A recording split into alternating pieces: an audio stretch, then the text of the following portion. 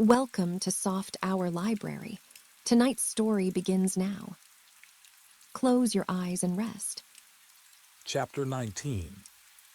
Bundle's Adventures.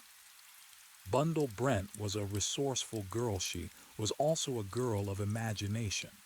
She had foreseen that Bill, if not Jimmy, would make objections to her participation in the possible dangers of the night. It was not Bundle's idea to waste time in argument.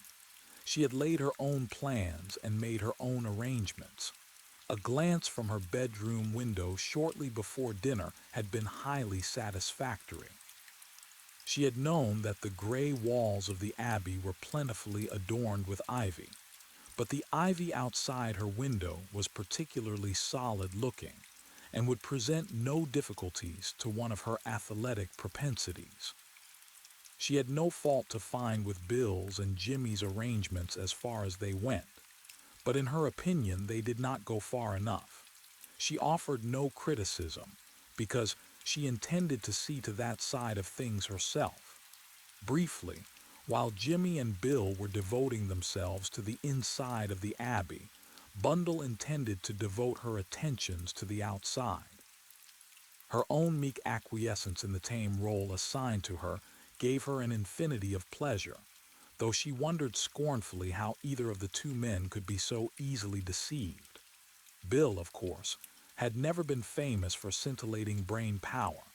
On the other hand, he knew, or should know, his Bundle, and she considered that Jimmy the Siger, though only slightly acquainted with her, ought to have known better than to imagine that she could be so easily and summarily disposed of. Once in the privacy of her own room, Bundle set rapidly to work. First she discarded her evening dress and the negligible trifle which she wore beneath it, and started again, so to speak, from the foundations. Bundle had not brought her maid with her, and she herself had packed. Otherwise, the puzzled Frenchwoman might have wondered why her lady took a pair of riding breeches and no further equine equipment. Arrayed in riding breeches, rubber-soled shoes, and a dark-colored pullover, Bundle was ready. For the fray, she glanced at the time. As yet it was only 12:30, too early by far. Whatever was going to happen would not happen for some time yet. The occupants of the house must all be given time to get off to sleep. 1:30 was the time fixed by Bundle for the start of operations. She switched off her light and sat down by the window to wait. Punctually at the appointed moment, she rose, pushed up the sash, and swung her leg over the sill. The night was a fine one, cold and still. There was starlight but no moon. She found the descent very easy. Bundle and her two sisters had run wild in the park at Chimneys as small children, and they could all climb like cats. Bundle arrived on a flower bed, rather breathless, but quite unscathed. She paused a minute to take stock of her plans. She knew that the rooms occupied by the Air Minister and his secretary were in the West Wing. That was the opposite side of the house from where Bundle was now standing. A terrace ran along the south and west side of the house, ending abruptly against a walled fruit garden. Bundle stepped out of her flower bed and turned the corner of the house to where the terrace began on the south side. She crept very quietly along it, keeping close to the shadow of the house. But as she reached the second corner, she got a shock, for a man was standing there with the clear intention of barring her way. The next instant she had recognized him. "Superintendent Battle, you did give me a fright." "That's what I'm here for," said the superintendent pleasantly. Bundle looked at him. It struck her now, as so often before, how remarkably little camouflage there was about him. He was large and solid and noticeable. He was, somehow, very English. But of one thing Bundle was quite sure. Superintendent Battle was no fool. "What are you really doing here?" she asked, still in a whisper. "Just seeing," said Battle, "that nobody's about who shouldn't be." "Oh," said Bundle. rather taken aback. You, for instance, Lady Eiling. I don't suppose you usually take a walk at this time of night. Do you mean, said Bundle slowly, that you want me to go back? Superintendent Battle nodded approvingly. You're very quick, Lady Eiling. That's just what I do mean. Did you come out of a door or the window? The window. It's easy as anything climbing down this ivy. Superintendent Battle looked up at it thoughtfully. Yes, he said, I should say it would be. And you want me to go back, said Bundle. I'm rather sick about that. I wanted to go round on to the West Terrace. Perhaps you won't be the only one who'll want to do that, said Battle. Nobody could miss seeing you, said Bundle rather spitefully. The superintendent seemed rather pleased than otherwise. I hope they won't, he said. No unpleasantness. That's my motto. And if you'll excuse me, Lady Eileen, I think it's time you were going back to bed. The firmness of his tone admitted of no parley. Rather crestfallen, Bundle retraced her steps. She was halfway up the ivy when a sudden idea occurred to her, and she nearly relaxed her grip and fell. Supposing Superintendent Battle suspected her. There had been something, yes. Surely there had been something in his manner that vaguely suggested the idea. She couldn't help laughing as she crawled over the sill into her bedroom. Fancy the solid superintendent suspecting her. Though she had so far obeyed Battle's orders as to return to her room, Bundle had no intention of going to bed and sleeping, nor did she think that Battle had really intended her to do so. He was not a man to expect impossibilities, and to remain quiescent when something daring and exciting might be going on was a sheer impossibility to Bundle. She glanced at her watch. It was 10 minutes to 2. After a moment or two of irresolution, she cautiously opened her door. Not a sound. Everything was still and peaceful. She stole cautiously along the passage. Once she halted, thinking she heard a board creak somewhere, but then convinced that she was mistaken, she went on again. She was now in the main corridor, making her way to the west wing. She reached the angle of intersection and peered cautiously round. Then she stared in blank surprise. The watcher's post was empty. Jimmy the Siger was not there. Bundle stared in complete amazement. What had happened? Why had Jimmy left his post? What did it mean? And at that moment she heard a clock strike 2. She was still standing there, debating what to do next, when suddenly her heart gave a leap and then seemed to stand still.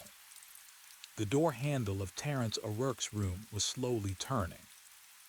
Bundle watched, fascinated, but the door did not open. Instead, the knob returned slowly to its original position. What did it mean? Suddenly Bundle came to a resolution. Jimmy, for some unknown reason, had deserted his post. She must get hold of Bill. Quickly and noiselessly, Bundle fled along the way she had come. She burst unceremoniously into Bill's room. Bill, wake up. Oh, do wake up. It was an urgent whisper she sent forth, but there came no response to it. Bill, breathed Bundle. Impatiently she switched on the lights, and then stood dumbfounded. The room was empty, and the bed had not even been slept in.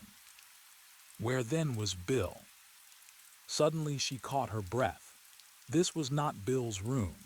The dainty negligee thrown over a chair, the feminine knickknacks on the dressing table, the black velvet evening dress thrown carelessly over a chair, of course. In her haste she had mistaken the doors. This was the Countess Radsky's room. But where, oh, where was the Countess? And just as Bundle was asking herself this question, the silence of the night was suddenly broken, and in no uncertain manner. The clamor came from below. In an instant Bundle had sped out of the Countess's room and downstairs. the sounds came from. The library, violent crashing of chairs being overturned. Bundle rattled vainly at the library door.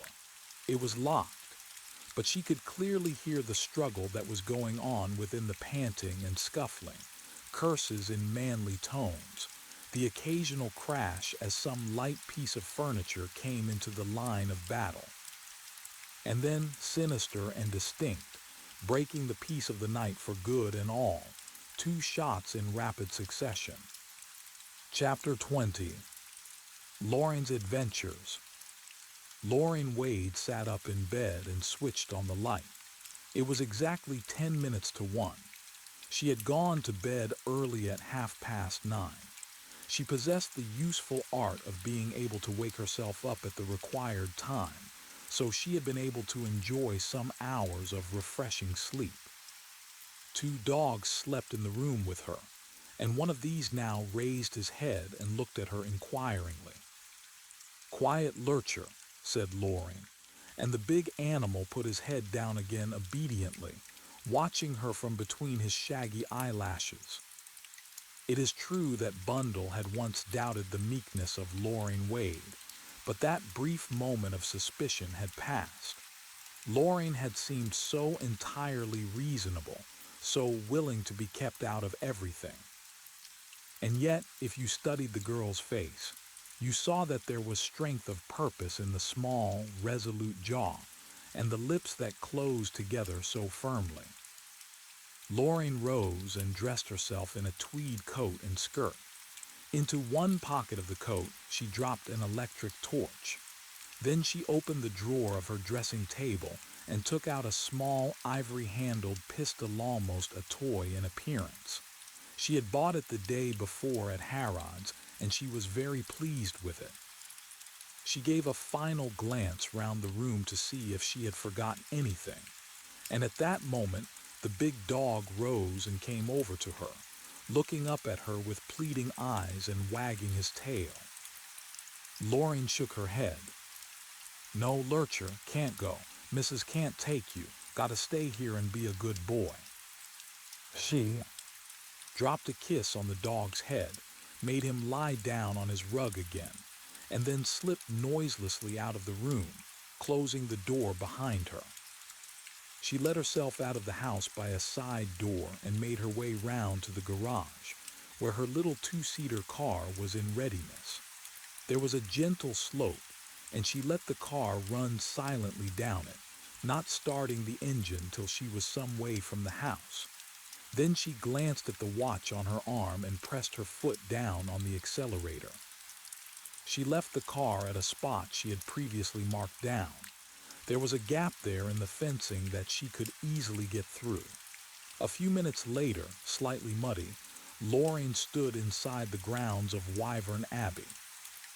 As noiselessly as possible, she made her way towards the venerable ivy-covered building. In the distance, a stable clock chimed 2. Lauren's heart beat faster as she drew near to the terrace. There was no sign of life anywhere.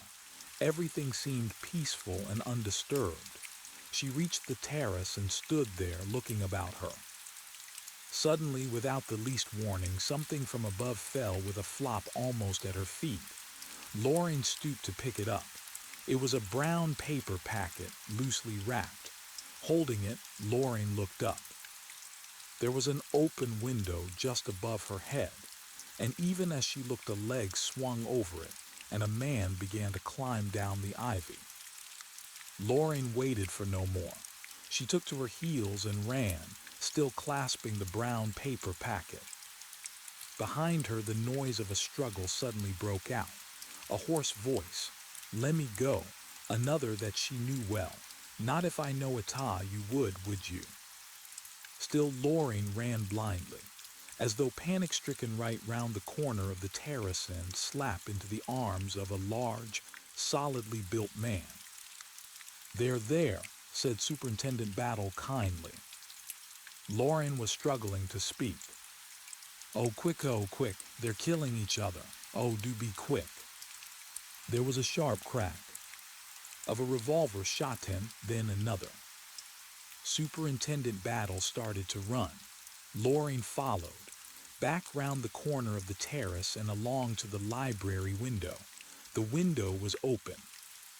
Battle stooped and switched on an electric torch. Loring was close beside him, peering over his shoulder. She gave a little sobbing gasp. On the threshold of the window lay Jimmy the Sidger, in what looked like a pool of blood. His right arm lay dangling in a curious position. Loring gave a sharp cry. "He's dead," she wailed. "Oh, Jimmy, Jimmy, he's dead."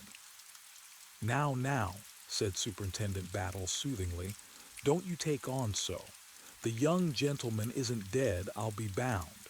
See if you can find the lights and turn them on." Loring obeyed.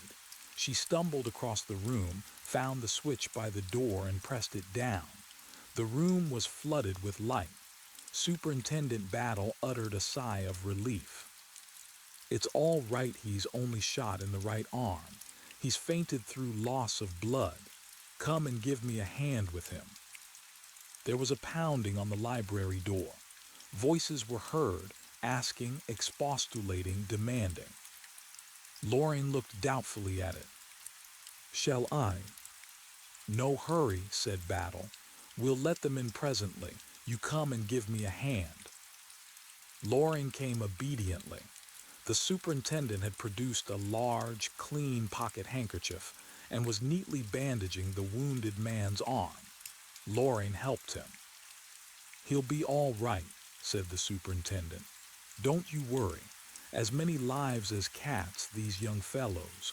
It wasn't the loss of blood knocked him out either. He must have caught his head a crack on the floor as he fell." Outside, the knocking on the door had become tremendous. The voice of George Lomax, furiously upraised, came loud and distinct.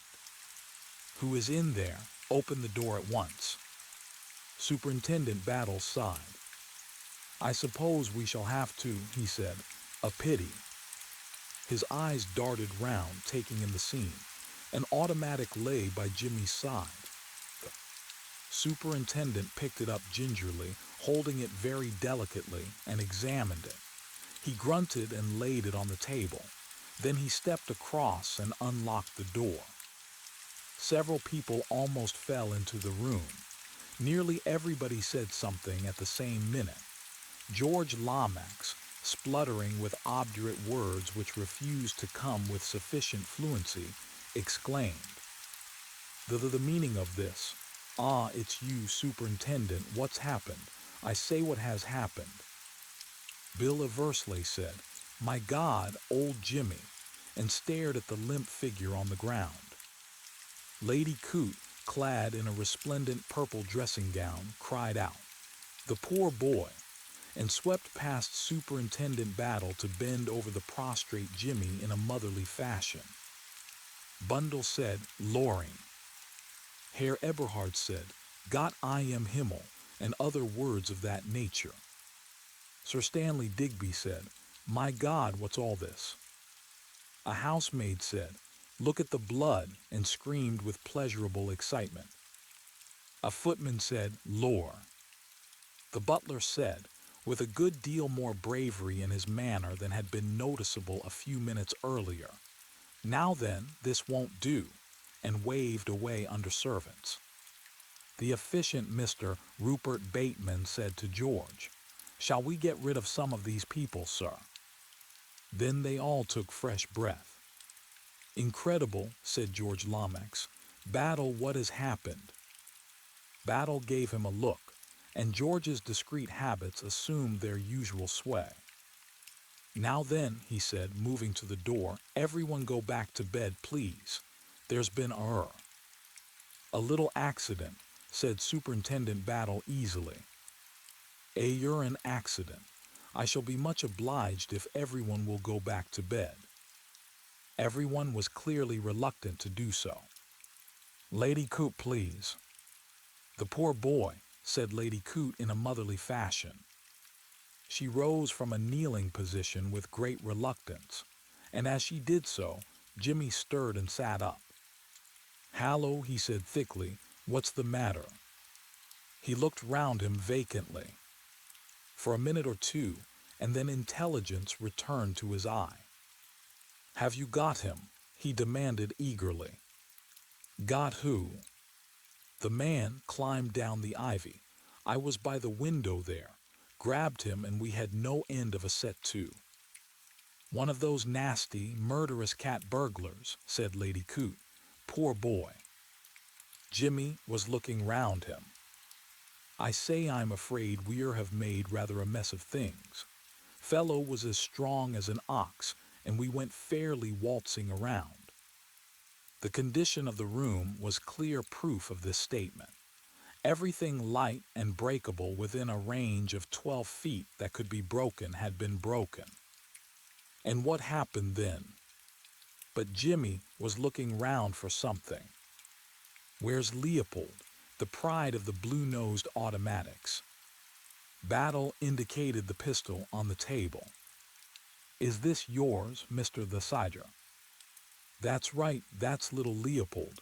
How many shots have been fired?" "One shot." Jimmy looked chagrined.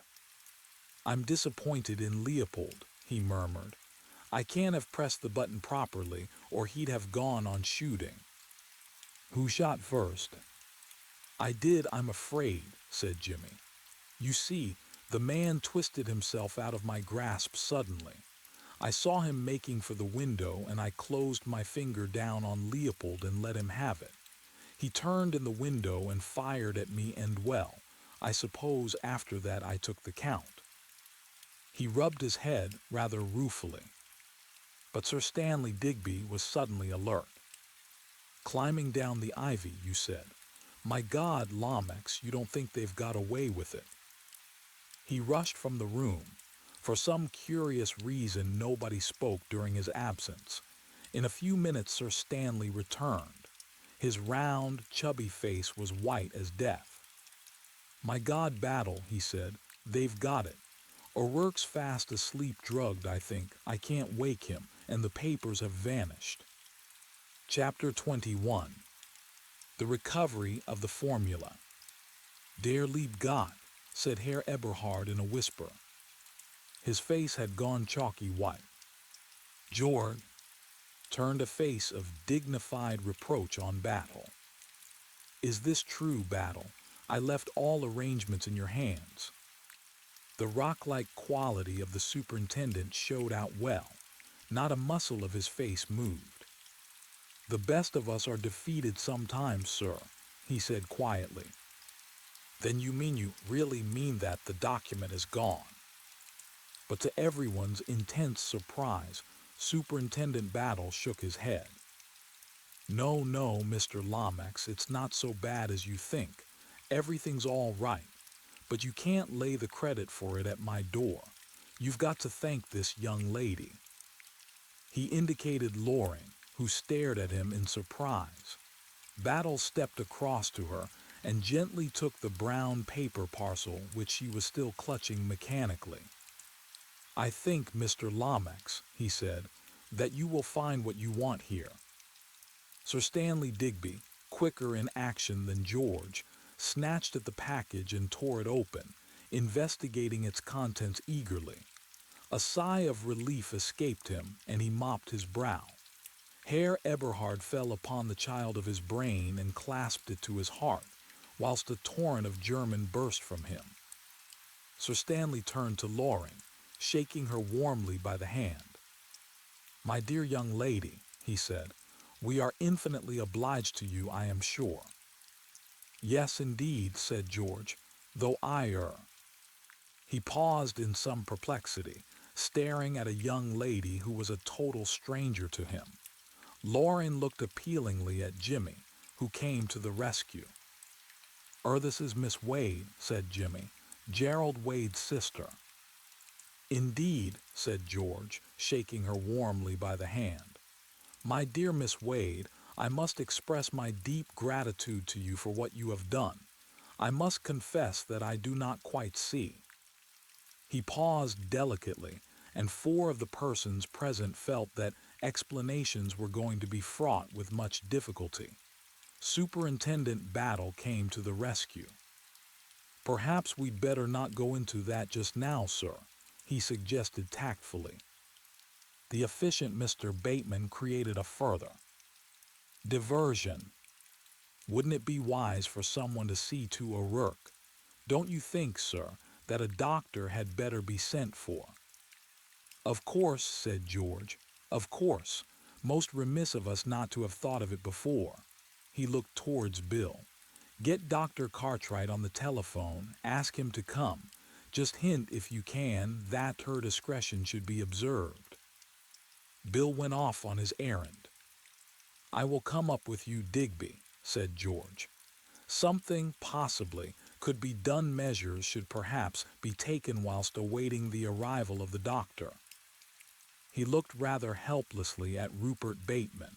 Efficiency always makes itself felt.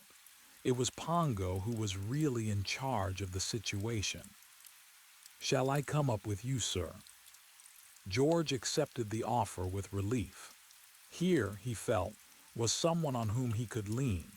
He experienced that sense of complete trust in Mr. Bateman's efficiency, which came to all those who encountered that excellent young man.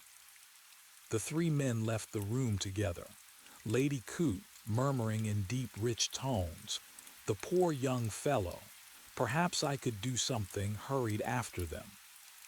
"That's a very motherly woman," observed the superintendent thoughtfully. "A very motherly woman, I wonder." Three pairs of eyes looked at him inquiringly. "I was wondering," said Superintendent Battle slowly, "where Sir Oswald Coote may be." "Oh," gasped Loring, "do you think he's been murdered?" Battle shook his head at her reproachfully. "No need for anything so melodramatic," he said. "No, I rather think." He paused, his head on one side, listening, one large hand raised to enjoin silence. In another minute, they all heard what his sharper ears had been the first to notice: footsteps coming along the terrace outside. They rang out clearly with no kind of subterfuge about them. In another minute, the window was blocked by a bulky figure which stood there regarding them, and who conveyed, in an odd way, a sense of dominating the situation. "Sir." Oswald, for it was he, looked slowly from one face to another. His keen eyes took in the details of the situation. Jimmy, with his roughly bandaged arm, Bundle in her somewhat anomalous attire, Loring, a perfect stranger to him. His eyes came last to Superintendent Battle.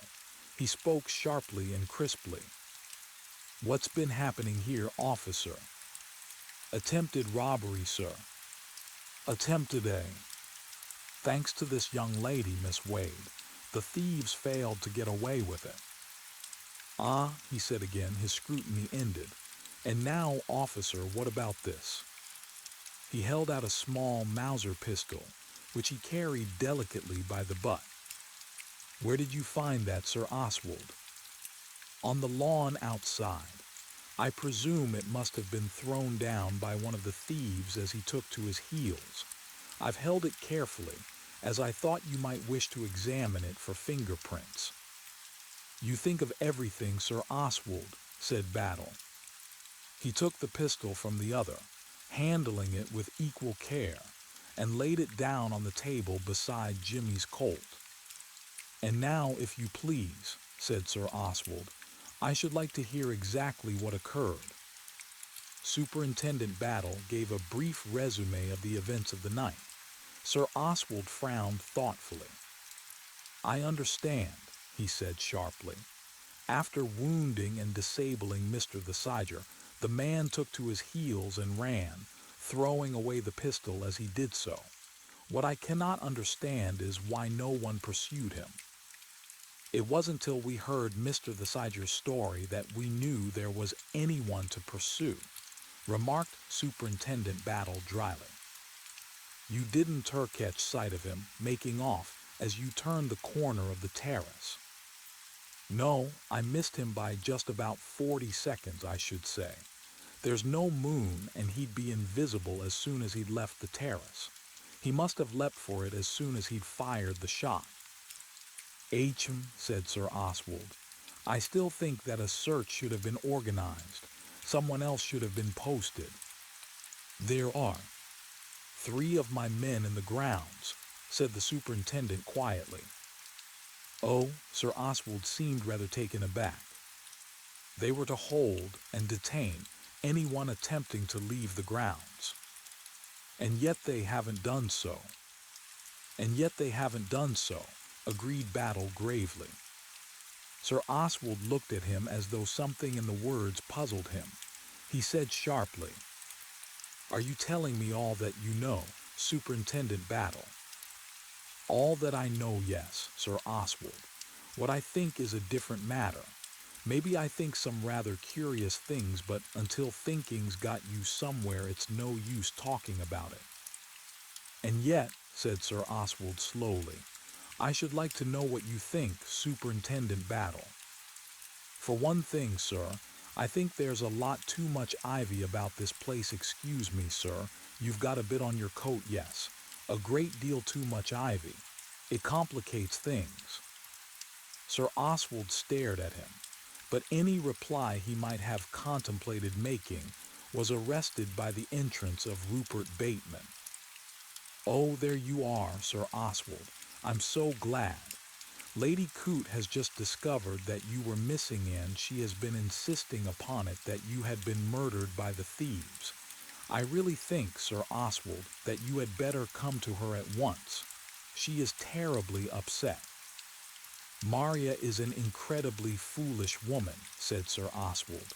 "Why should I be murdered? I'll come with you, Bateman." He left the room with his secretary. "That's a very efficient young man," said Battle, looking after them. "What's his name, Bateman?" Jimmy nodded. "Bateman Rupert," he said. "Commonly known as Pongo. I was at school with him."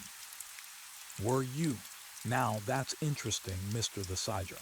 What was your opinion of him in those days?" "Oh, he was always the same sort of ass." "I shouldn't have thought," said Battle mildly, "that he was an ass." "Oh, you know what I mean. Of course he wasn't really an ass.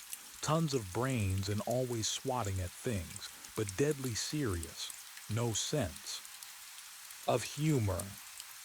"Ah," said Superintendent Battle, "that's a pity.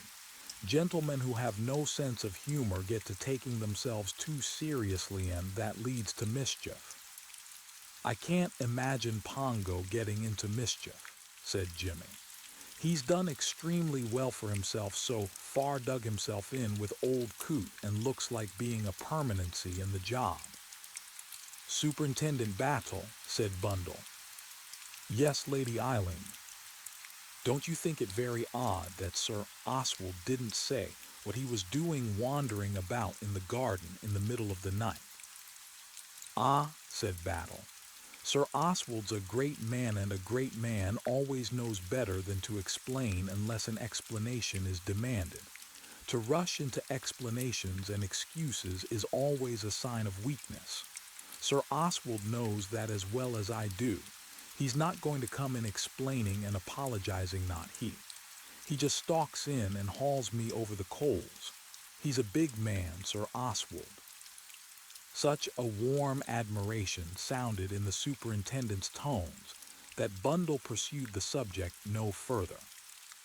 "And now," said Superintendent Battle, looking round with a slight twinkle in his eye, "now that we're together and friendly like, I should like to hear just how Miss Wade happened to arrive on the scene so pat." "She ought to be ashamed of herself," said Jimmy, "hoodwinking us all as she did." "Why should I be kept out of it all?" cried Loring passionately.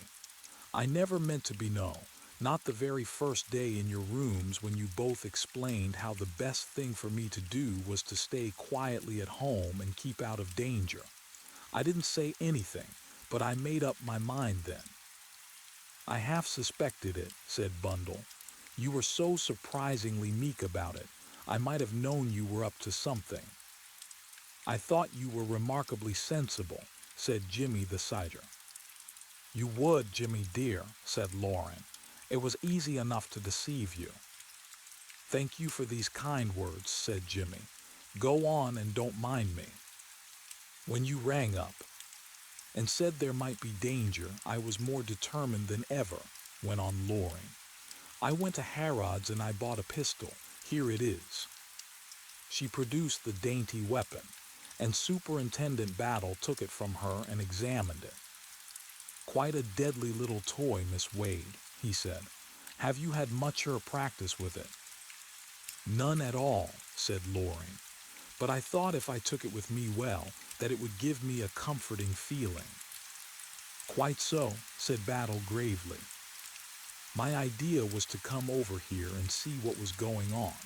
I left the car in the road and climbed through the hedge and came up to the terrace. I was just looking about me when plop something fell right at my feet. I picked it up and then looked to see where it could have come from. And then I saw the man climbing down the ivy and I ran." "Just so," said Battle. "Now, Miss Wade, can you describe that man at all?"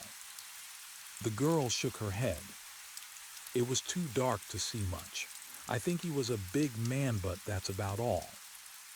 "And now you, Mr. the Siger," Battle turned to him.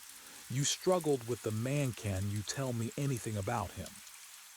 "He was a pretty hefty individual, that's all I can say. He gave a few hoarse whispers, that's when I had him by the throat. He said, 'Lemme go, governor,' something like that." "An uneducated man, then?" "Yes, I suppose he was. He spoke like one." "I still don't quite understand about the packet," said Loring. "Why should he throw it down as he did? Was it because it hampered him climbing?" "No," said Battle. "I've got an entirely different theory about that. That packet, Miss Wade, was deliberately thrown down to you, or so I believe." "To me? Shall we say to the person the thief thought you were?" "This is getting very involved," said Jimmy. "Mr. the Siger, when you came into this room, did you switch on the light at all?" "Yes." "And there was no one in the room?" "No one at all." "But previously you thought you heard someone moving about down here?" "Yes." "And then, after trying the window, you switched off the light again and locked the door?" Jimmy nodded. Superintendent Battle looked slowly round him. His glance was arrested by a big screen of Spanish leather which stood near one of the bookcases. Brusquely he strode across the room and looked behind it. He uttered a sharp ejaculation, which brought the three young people quickly to his side. Huddled on the floor in a dead faint lay the Countess Radsky. Chapter 22. The Countess Radsky Story. The Countess's return to consciousness was very different from that of Jimmy the Siger. It was more prolonged and infinitely more artistic. Artistic was Bundle's word. She had been zealous in her ministrations, largely consisting of the application of cold water in.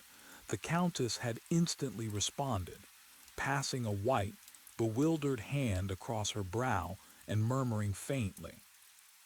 It was at this point that Bill, at last relieved from his duties with telephone and doctors, had come bustling into the room and had instantly proceeded to make, in Bundle's opinion, a most regrettable idiot of himself.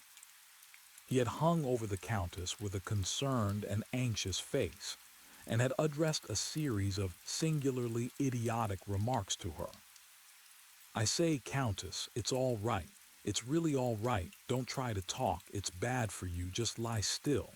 You'll be all right in a minute. It'll all come back to you. Don't say anything till you're quite all right. Take your time. Just lie still and close your eyes. You'll remember everything in a minute. Have another sip of water. Have some brandy. That's the stuff. Don't you think, Bundle, that's some brandy?" "For God's sake, Bill, leave her alone," said Bundle crossly. "She'll be all right." And with an expert hand, she flipped a good deal of cold water on to the exquisite makeup of the Countess's face. The Countess flinched and sat up. She looked considerably more wide awake. "Ah," she murmured, "I am here. Yes, I am here." "Take your time," said Bill. "Don't talk till you feel quite all right again." The Countess drew the fold of a very transparent negligee closer around her.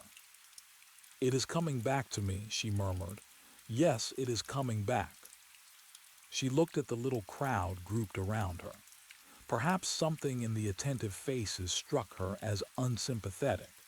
In any case, she smiled deliberately up at the one face which clearly displayed a very opposite emotion. "Ah, my big Englishman," she said very softly, "do not distress yourself. All is well with me." "Oh, I say, but are you sure?" demanded Bill anxiously. "Quite sure." She smiled at him reassuringly. "We Hungarians, we have nerves of steel." A look of intense relief passed over Bill's face. A fatuous look settled down there instead a look which made Bundle earnestly long to kick him. "Have some water," she said coldly. The Countess refused water. Jimmy, kindlier to beauty in distress, suggested a cocktail. The Countess reacted favorably to this suggestion. When she had swallowed it, she looked round once more, this time with a livelier eye. "Tell me what has happened," she demanded briskly. "We were hoping you might be able to tell us that," said Superintendent Battle. The Countess looked at him sharply. She seemed to become aware of the big, quiet man for the first time. "I went to your room," said Bundle. "The bed hadn't been slept in and you weren't there." She paused, looking accusingly at the Countess. The latter closed her eyes and nodded her head slowly. "Yes, yes, I remember it all now. Oh, it was horrible," she shuddered. "Do you want me to tell you?" Superintendent Battle said, "If you please," at the same moment that Bill said, "Not if you don't feel up to it." The Countess looked from one to the other, but the quiet, masterful eye of Superintendent Battle won the game. "I could not sleep," began the Countess. "The house it oppressed me. I was all, as you say, on wires, the cat on the hot bricks. I knew that in the state I was in it was useless to think of going to bed. I walked about my room. I read. But the books placed there did not interest me greatly. I thought I would come down here and find something more absorbing." "Very natural," said Bill. "Very often done, I believe," said Battle. "So as soon as the idea occurred to me, I left my room and came down. The house was very still." "Excuse me," interrupted the superintendent, "but can you give me an idea of the time when this occurred?" "I never know the time," said the Countess superbly, and swept on with her story. "The house was very quiet. One could even hear the little mouse run if there had been one. I come down the stairs very quietly." "Very quietly."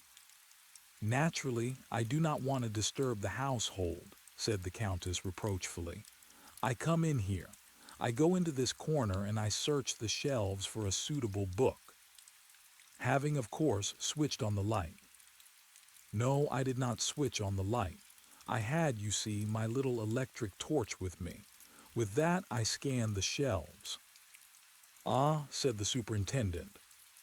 "Suddenly," continued the Countess dramatically, "I hear something, a stealthy sound, a muffled footstep.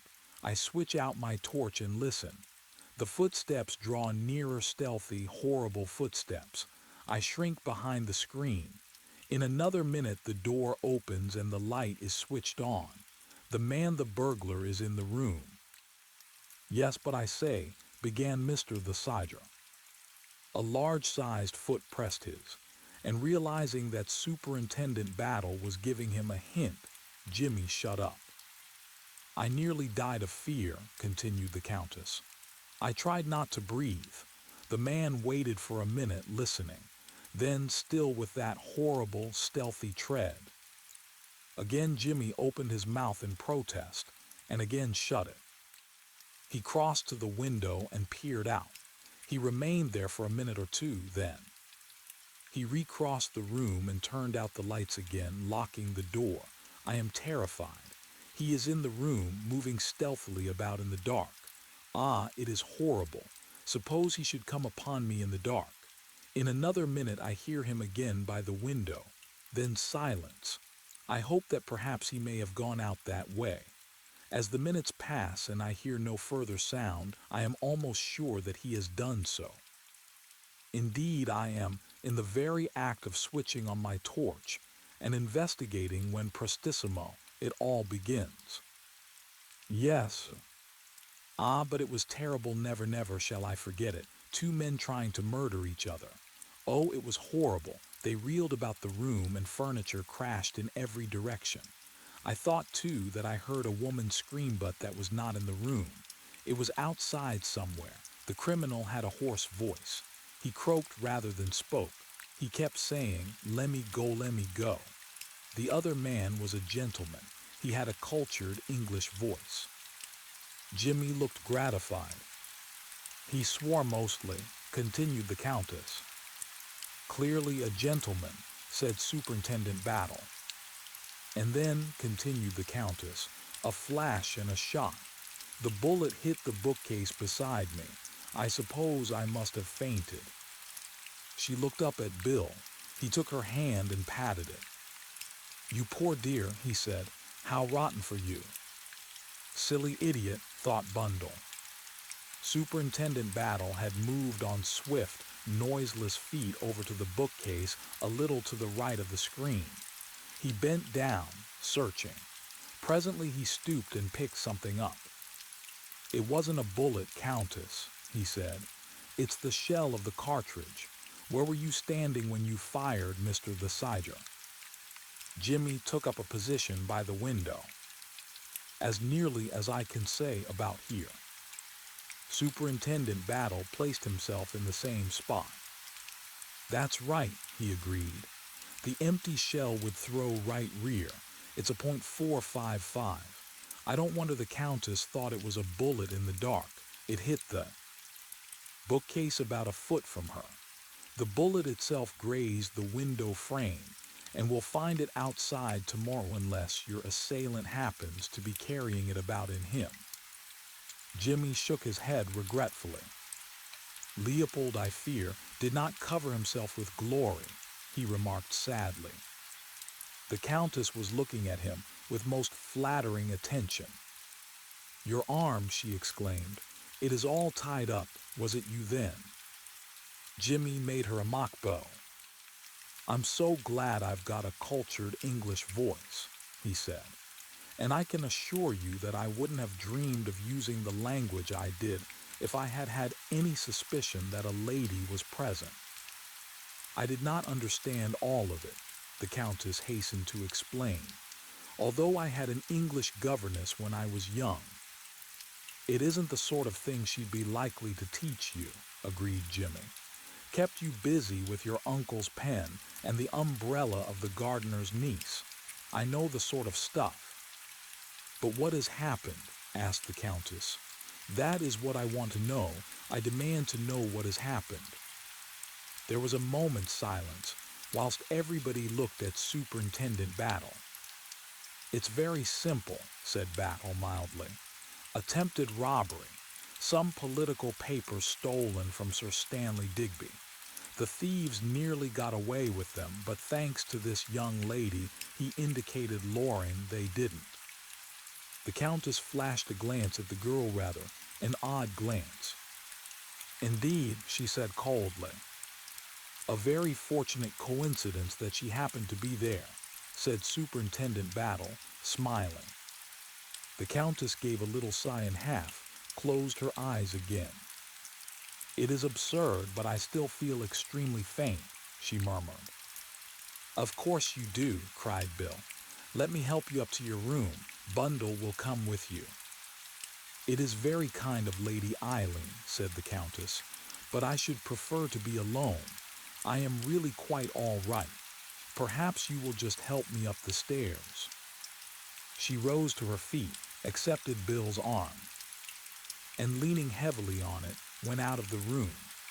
Bundle followed as far as the hall, but the Countess, reiterating her assurance with some tartness that she was quite all right, she did not accompany them upstairs.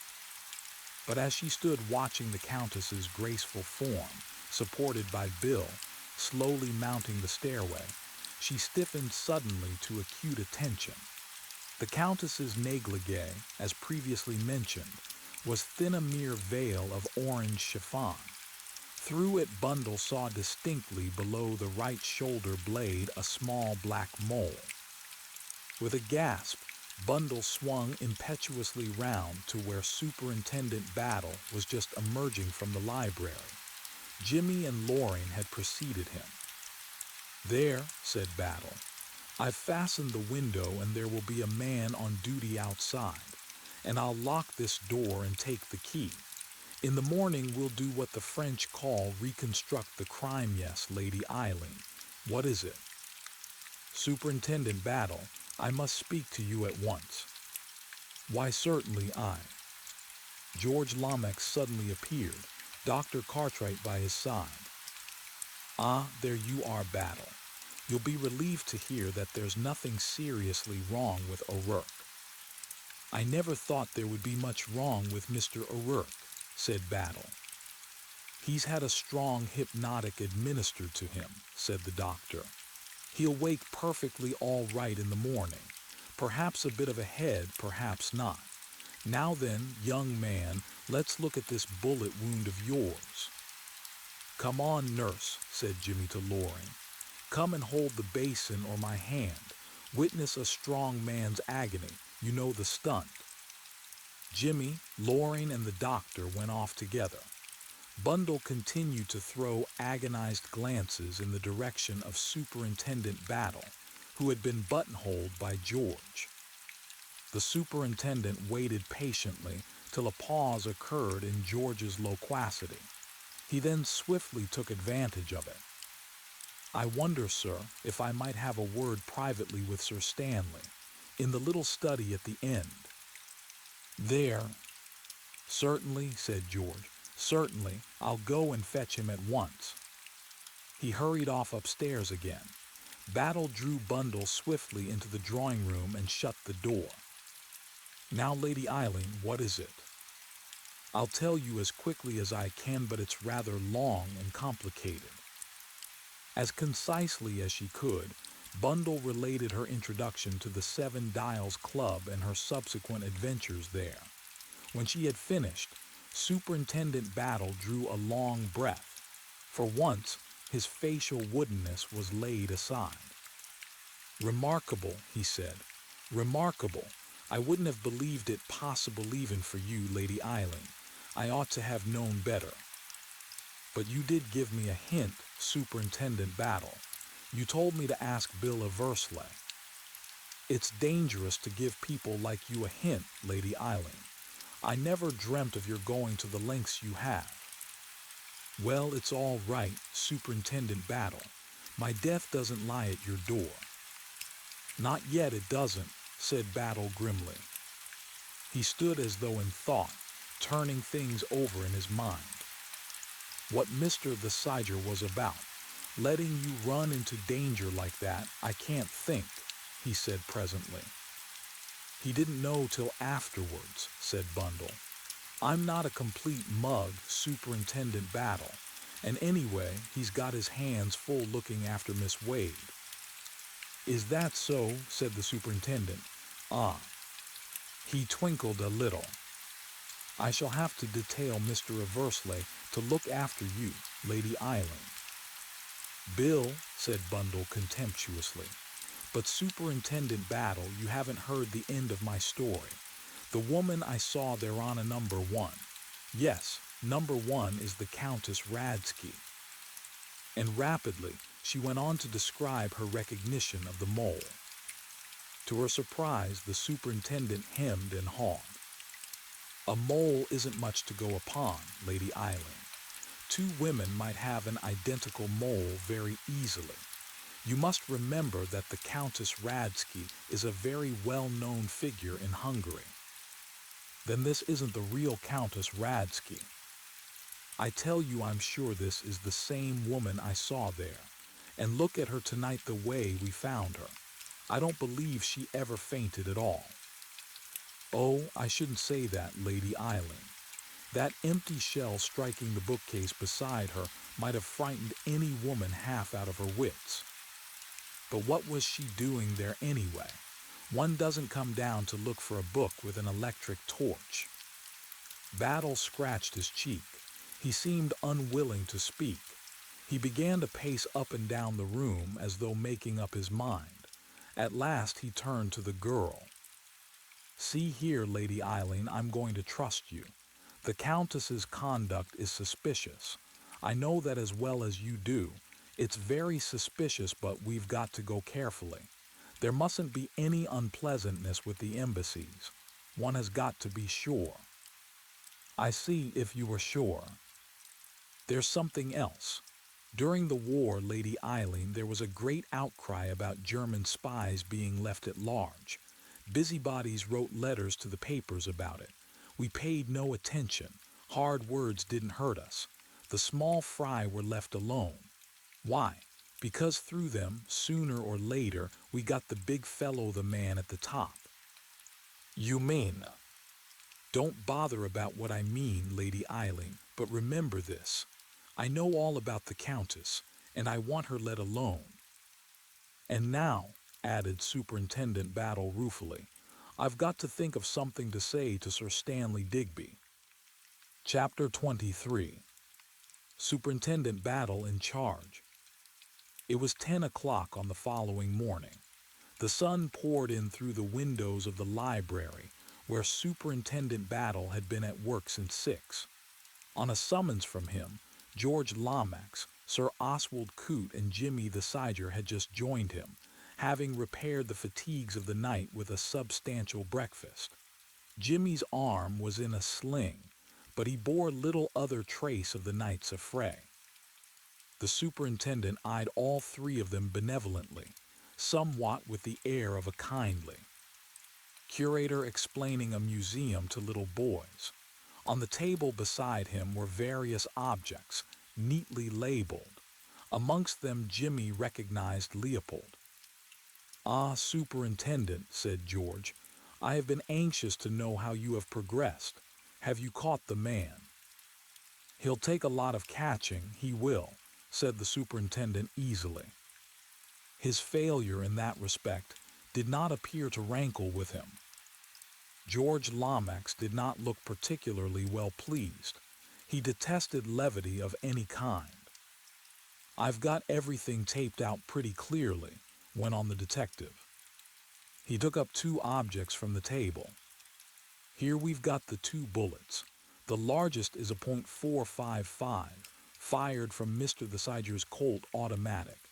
Grazed the window sash, and I found it embedded in the trunk of that cedar tree. This little fellow was fired from the Mauser .25. After passing through Mr. the Sider's arm, it embedded itself in this armchair here. As for the pistol itself—" "Well," said Sir Oswald eagerly, "any fingerprints?" Battle shook his head. "The man who handled it wore gloves," he said slowly. "A pity," said Sir Oswald. "A man who knew his business would wear gloves. Am I right in thinking, Sir Oswald, that you found this pistol just about 20 yards from the bottom of the steps leading up to the terrace?" Sir Oswald stepped to the window. "Yes, almost exactly, I should say. I don't want to find fault, but it would have been wiser on your part, sir, to leave it exactly as you found it." "I am sorry," said Sir Oswald stiffly. "Oh, it doesn't matter. I've been able to reconstruct things. There were your footprints, you see, leading up from the bottom of the garden, and a place where you had obviously stopped and stooped down, and a kind of dent in the grass which was highly suggestive. By the way, what was your theory of the pistol being there?" "I presumed that it had been dropped by the man in his flight." Battle shook his head. "Not dropped, Sir Oswald. There are 2. points against that. To begin with, there is only one set of footprints crossing the lawn, just they're your own. I see, said Sir Oswald thoughtfully. Can you be sure of that, Battle? Put in George. Quite sure, sir. There is one other set of tracks crossing the lawn, Miss Wades, but they are a good deal farther to the left. He paused and then went on. And there's the dent in the ground. The pistol must have struck the ground with some force. It all points to its having been thrown. Well, why not? Said Sir Oswald. Say the man fled down the path to the left. He'd leave no footprints on the path, and he'd hurl the pistol away from him into the middle of the lawn, Lomax. George agreed by a nod of the head. It's true that he'd leave no footprints on the path, said Battle, but from the shape of the dent and the way the turf was cut, I don't think the pistol was thrown from that direction. I think it was thrown from the terrace here. Very likely, said Sir Oswald. Does it matter, Superintendent? Ah, yes, Battle, broke in George. Is a turf strictly relevant? Perhaps not, Mr. Lomax, but we like to get things just so, you know. I wonder now if one of you gentlemen would take this pistol and throw it. Will you, Sir Oswald? That's very kind. Stand just here in the window. Now fling it into the middle of the lawn. Sir Oswald complied, sending the pistol flying through the air with a powerful sweep of his arm. Jimmy the Siger drew near with breathless interest. The superintendent lumbered off after it like a well-trained retriever. He reappeared with a beaming face. That's it, sir. Just the same kind of mark. Although, by the way, you sent it a good 10 yards farther. But then, you're a very powerfully built man, aren't you, Sir Oswald? Excuse me, I thought I heard someone at the door. The superintendent's ears must have been very much sharper than anyone else's. Nobody else had heard a sound, but Battle was proved right. For Lady Coote stood outside, a medicine glass in her hand. Your medicine, Oswald, she said, advancing into the room. You forgot it after breakfast.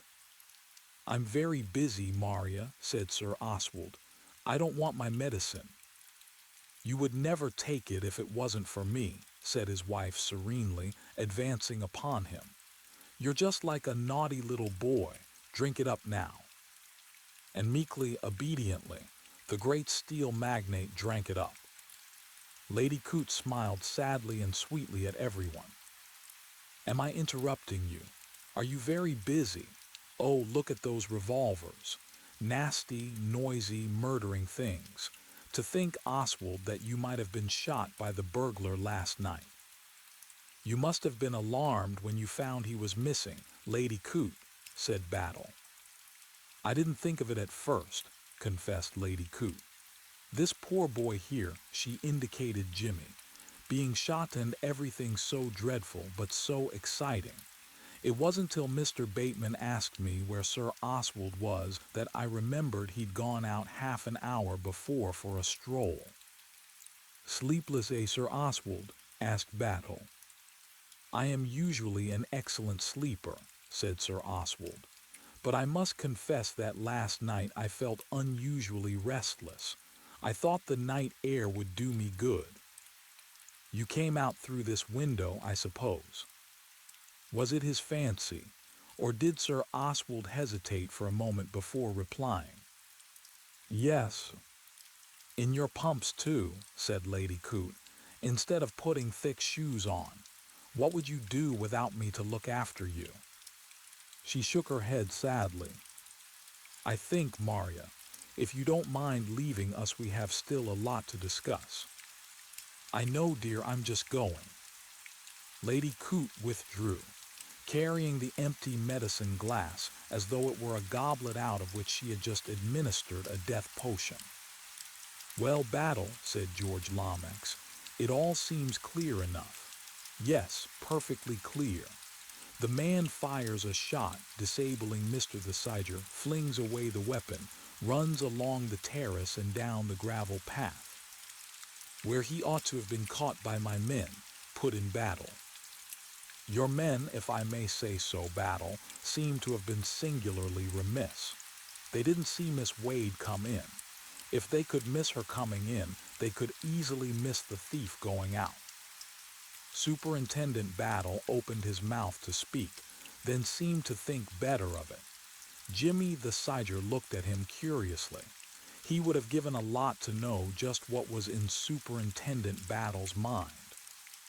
Must have been a champion runner, was all the Scotland Yard man contented himself with saying. How do you mean, Battle? Just what I say, Mr. Lomax. I was round the corner of the terrace myself not 50 seconds after the shot was fired, and for a man to run all that distance towards me and get round the corner of the path before I appeared round the side of the house, well, as I say, he must have been a champion runner. I am at a loss to understand you, Battle. You have some idea of your own which I have not yet grasped. You say the man did not go across the lawn, and now you hint what exactly do you hint? That the man did not go down the path. Then, in your opinion, where did he go? For answer, Superintendent Battle jerked an eloquent thumb upwards. Said George. The superintendent jerked harder than ever. George raised his head and looked at the ceiling. Up there, said Battle, up the ivy again. Nonsense, Superintendent. What you are suggesting is impossible. Not at all impossible, sir. He done it once. He could do it twice. I don't mean impossible in that sense. But if the man wanted to escape, he'd never bolt back into the house. Safest place for him, Mr. Lomax. But Mr. O'Rourke's door was still locked on the inside when we came to him. And how did you get to him? Through Sir Stanley's room. That's the way our man went. Lady Eileen tells me she saw the doorknob of Mr. O'Rourke's door move. That was when our friend was up there the first time. I suspect the key was under Mr. O'Rourke's pillow.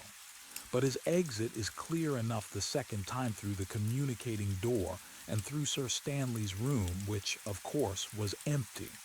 Like everyone else, Sir Stanley is rushing downstairs to the library. Our man's got a clear course. And where did he go then? Superintendent Battle shrugged his burly shoulders and became evasive. Plenty of ways open. Into an empty room on the other side of the house and down the ivy again out through a side door, just possibly, if it was an inside job, he stayed in the house. George looked at him in shocked surprise. Really, Battle, I should feel it very deeply if one of my servants, sir, I have the most perfect reliance on them. It would distress me very much to have to suspect. Nobody's asking you to suspect anyone, Mr. Lomax. I'm just putting all the possibilities before you. The servants may be all right, probably are. You have disturbed me, said George. You have disturbed me greatly. His eyes appeared more protuberant than ever. To distract him, Jimmy poked delicately at a curious blackened object on the table. What's this? He asked. That's Exhibit Z, said Battle. The last of our little lot. It is, or rather it has been, a glove. He picked it up, the charred relic, and manipulated it with pride. Where did you find it? Asked Sir Oswald. Battle jerked his head over his shoulder. In the grate, nearly burnt, but not quite. Queer. Looks as though it had been chewed by a dog. It might possibly be Miss Wade's, suggested Jimmy. She has several dogs. The superintendent shook his head. This isn't a lady's glove, no. Not even the large kind of loose glove ladies wear nowadays. Fit it on, sir, a moment. He adjusted the blackened object over Jimmy's hand. You see it's large even for you. Do you attach importance to this discovery? Inquired Sir Oswald coldly. You never know, Sir Oswald. What's going to be important or what isn't? There was a sharp tap at the door, and Bundle entered. "I'm so sorry," she said apologetically, "but Father has just rung up. He says I must come home because everybody is worrying him." She paused. "Yes, my dear Eileen," said George encouragingly, perceiving that there was more to come. "I wouldn't have interrupted you only that I thought it might perhaps have something to do with all this.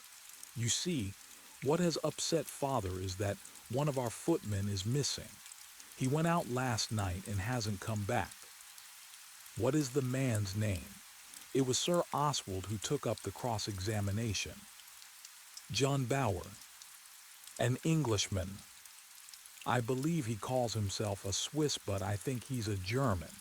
He speaks English perfectly, though." "Ah," Sir Oswald drew in his breath with a long, satisfied hiss. "And he has been at Chimneys how long?" "Just under a month." Sir Oswald turned to the other two. "Here is our missing man. You know, Lomax, as well as I do, that several foreign governments are after the thing. I remember the man, now perfectly tall, well-drilled fellow. Came about a fortnight before we left. A clever move. Any new servants here would be closely scrutinized, but at Chimneys, 5 miles away, he did not finish the sentence." "You think the plan was laid so long beforehand?" "Why not? There are millions in that formula, Lomax. Doubtless Bower hoped to get access to my private papers at Chimneys, and to learn something of forthcoming arrangements from them. It seems likely that he may have had an accomplice in this house, someone who put him wise to the lie of the land and who saw to the doping of O'Rourke. But Bower was the man Miss Wade saw climbing down the ivy, the big, powerful man." He turned to Superintendent Battle. "Bower was your man, Superintendent, and somehow or other you let him slip through your fingers.